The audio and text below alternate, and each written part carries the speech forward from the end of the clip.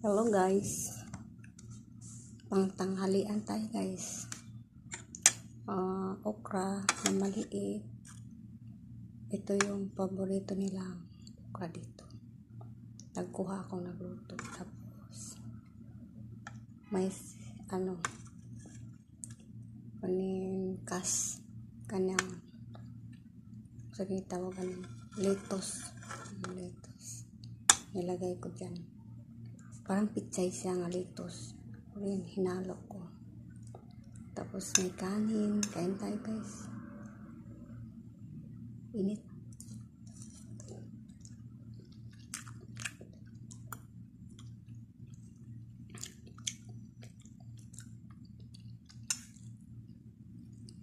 May sausawan ako asin kasi matabang to.